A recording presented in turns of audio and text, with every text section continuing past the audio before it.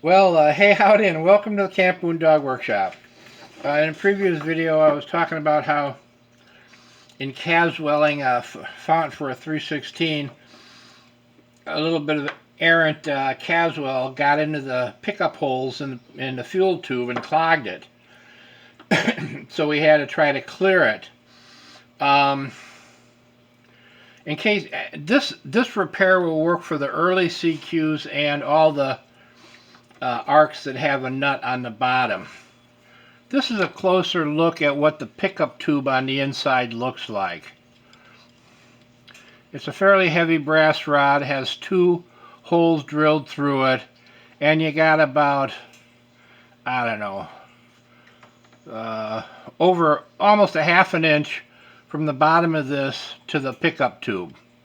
When the nut goes on, you have about a 1/4 inch in the tank. This is actually an incredibly ingenious early design on Coleman's part, because when it's upright in the tank, you have a little reservoir there. If you're using dirty fuel and stuff, big pieces of crud and all that will settle in there. Every time I've disassembled one of these and taken the nut off, the bottom of the tube was filled with dirt, varnish, dead grasshoppers, and all that kind of stuff. So this was a really good idea. But the problem is, over a period of time, sediment and stuff may build up past these pickup tubes, so your tube is going to be clogged. In this case, it was Caswell, but lots of things can do that. If you got a clogged pickup tube, what I would suggest first doing is get a long piece of steel rod, cut it a little angle on the end so it's sharp, turn it and put on your drill and spin it around. And that can clear out crud that's actually in the tube. But if there's crud in the air or the fuel holes, that's not going to do it. I've tried in the past to reach down. I don't know where the darn thing went. I got a dental pick with a little bend on the end. I've tried to reach down to the holes and push it out. You might be able to do that, but depending on the thickness of your dental pick, you might not have enough wiggle room. If you don't, you have to go in from the bottom. And this is kind of a heroic repair. I've done this a number of times and it works. And what you do is very carefully drill a hole through the brass nut. I wouldn't use any drill bigger than 3/16 because you're going to need some meat in that hole for the next step. Go with a 1/4 20 tap. Use plug or NPT. The reason is those are tapered. They start out with a narrow taper and it expands. And you want to clean out that hole so you can screw a 1/4 20 bolt in there. But you don't want to, this is important, you don't want to go all the way up here because that opens it up as big as 1/4 20 can get. And you don't want that because you want a tight fit. So only go in, I don't know, maybe a 3/8 of an inch or 1/2 an inch. And then you can thread your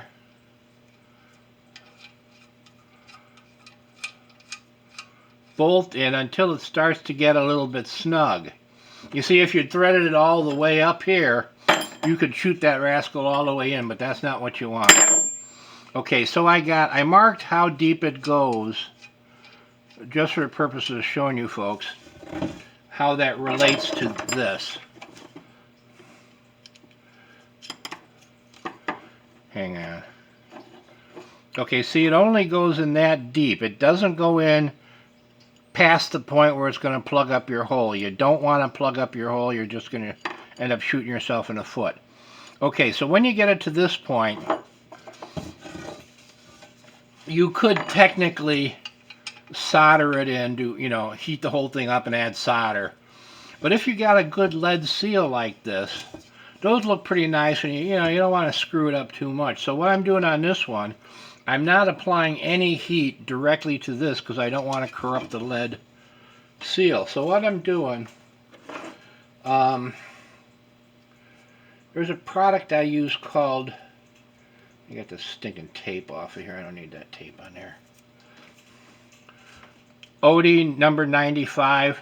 This is a tinning flux. This is almost pure tin that you can put on any ferrous or copper or brass surface that lays a layer of tin, which makes it very, very solder friendly. So just heat your bolt up. You don't have to get a cherry red or anything like that. You just gotta get it hot enough to leave a scar if you pick it up with your fingers.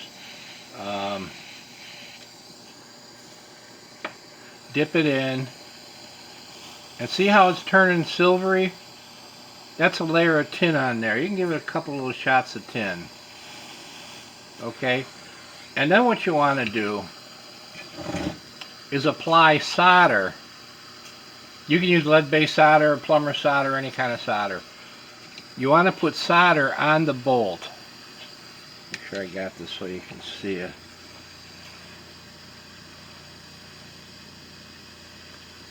And once again, you see how that's flowing into the grooves?